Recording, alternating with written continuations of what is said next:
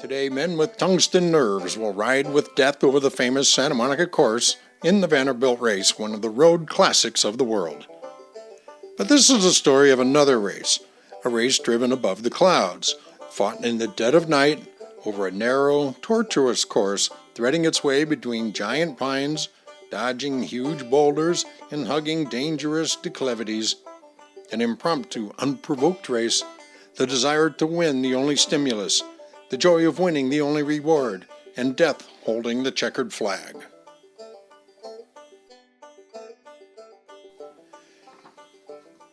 I had circled the course at Corona with Bob Berman so fast that the orange groves fitted past like green patches, and ridden the Motordrome with Caleb Bragg with such speed that the whole thing seemed like a huge whirling saucer rotating with the rapidity of a whirlpool. But these experiences were mere jitney jaunts compared to last week's wild ride, 50 miles an hour in the dark over a highway that seemed to lead straight to hell at every turn. 25 miles an hour over the same course in daylight is considered suicidal.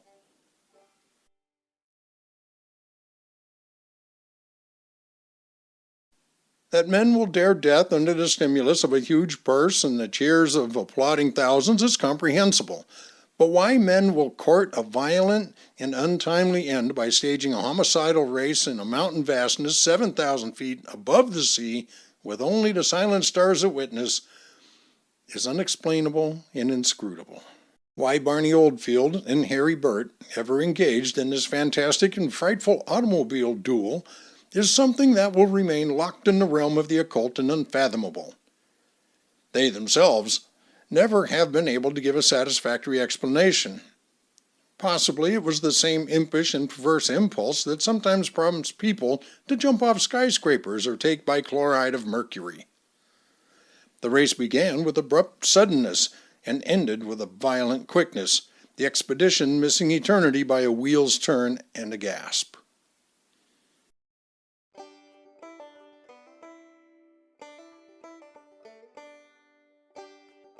The bunch had been hunting at Baldwin Lake, 7 miles above Pine Knot on the shores of Big Bear.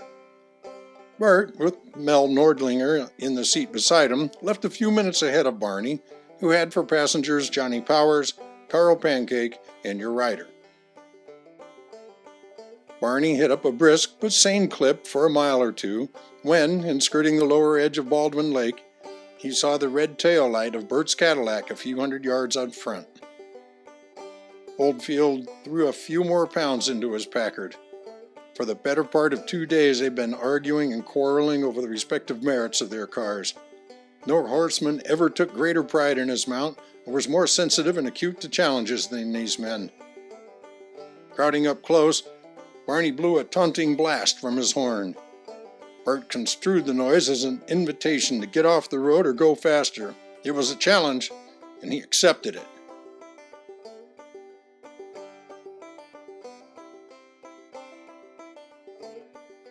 The car in front responded with a sudden spasm of speed and plunged into the forest blackness. Barney, one hand on the wheel and the other on the horn, widened the throttle. The speedometer registered 15, then 20, then 25. It crept up to 30, 35, 40. Reports had been received this morning that the state had gone dry. Is it possible that Barney is trying to commit suicide?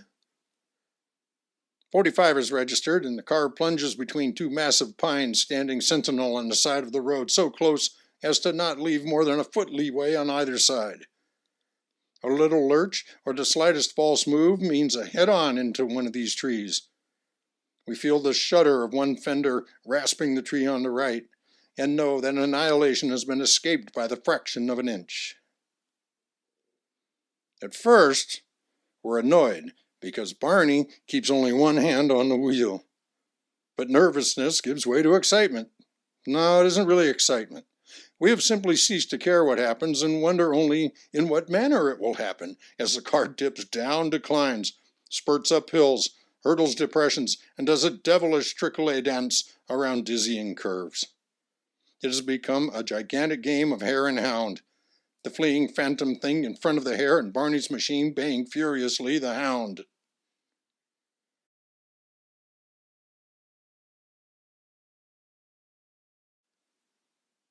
Not more than 50 feet separate the machines. Clouds of dust with the catapulting Cadillac completely obliterate the road, more like trail, and the plunging Packard is guided solely by the dim, weaving red light of the car in front. 50 miles an hour! Who cares? It is the intoxication of speed. One hand on the wheel, and the siren eternally spitting its venom at the machine ahead.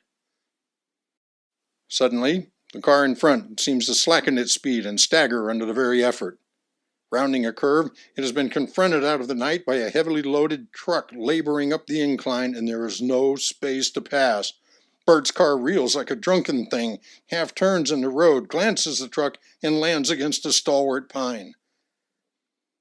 Barney senses rather than sees the danger, and with the skill of a master he meets it. His big car shivers, then groans under the brakes. But the distance is too short, and we are plunging directly into a barrier of machines. These block the road, which is hedged on both sides by giant trees. The stage seems to be set for one of the finest automobile accidents in the history of the state.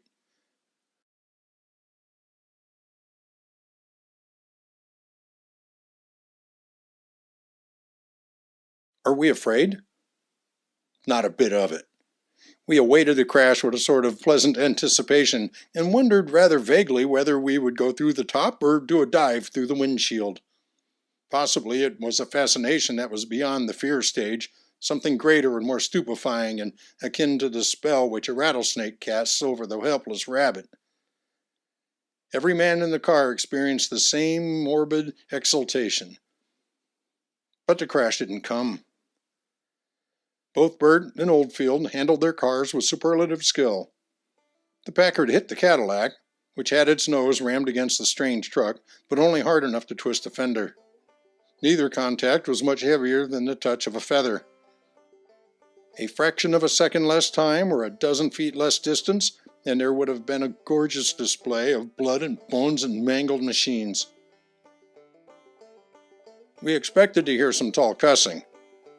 Not a word was spoken. It was the silence of men who had just passed through the valley of the shadow, a heavy, suffocating, sobering reaction. Untangling their machines, Barney and Burt drove sedately and silently until the road branched, where they pursued different routes to the camp. Barney then hit a lively pace and arrived ahead of Burt, whose machine seemed to be a little more than crawling through the dark, and there was a reason. Mel Nordlinger had found a monkey wrench and was threatening to beat Burt's head into a salad if he did more than 6 miles an hour. There would have been a different story to tell of this race if it hadn't been for this guy Nordlinger, snarled Burt as he swung from the seat. Very true. The story might have been told in the obituary column. This was November 1916. By Harry Williams. Hey, this is Harold. Glad you enjoyed that video. Be sure to like, subscribe, share, put your comments down below. There's a lot more where this one came from.